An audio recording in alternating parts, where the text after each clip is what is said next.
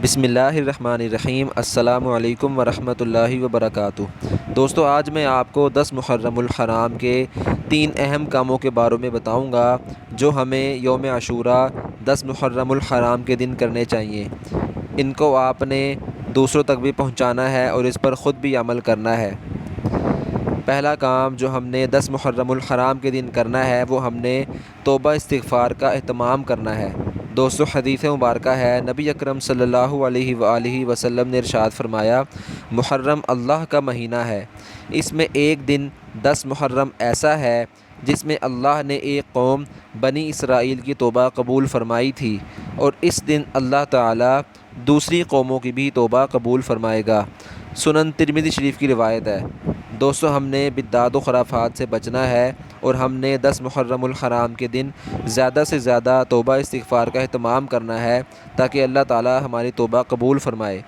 دوسرا کام جو ہم نے 10 محرم کے دن کرنا ہے وہ ہم نے اس دن روزہ رکھنا ہے۔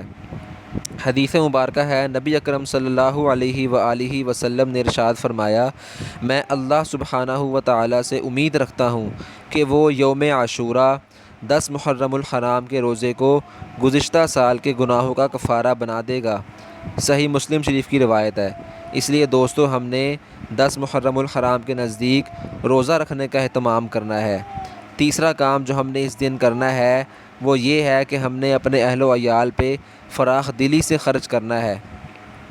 حدیث مبارکہ ہے، نبی اکرم صلی اللہ علیہ وآلہ وسلم نے ارشاد فرمایا، جو شخص عاشوراء 10 محرم کے دن اپنے اہل و عیال پر فراخی سے خرچ کرے گا، اللہ سبحانہ و تعالی اس کے رزق میں سال بھر کشادگی عطا فرمائے گا۔ المعجم الکبیر للطبرانی کی یہ روایت ہے۔ دوستو، ہم میں سے ہر ایک کی یہ خواہش ہوتی ہے کہ ہمارے رزق میں جو ہے وہ برکت ہو، ہمارے رزق میں کشادگی ہو، تو ہم نے اس حدیث مبارکہ پر عمل کرنا ہے تاکہ ہمارے رزق میں اللہ تعالیٰ برکت نازل فرمائے۔ دوستو، آپ نے ان حدیث پر عمل کرنا ہے اور اس کو دوسروں تک بھی پہنچانا ہے۔ جزاک اللہ خیرا۔ السلام علیکم ورحمۃ اللہ وبرکاتہ۔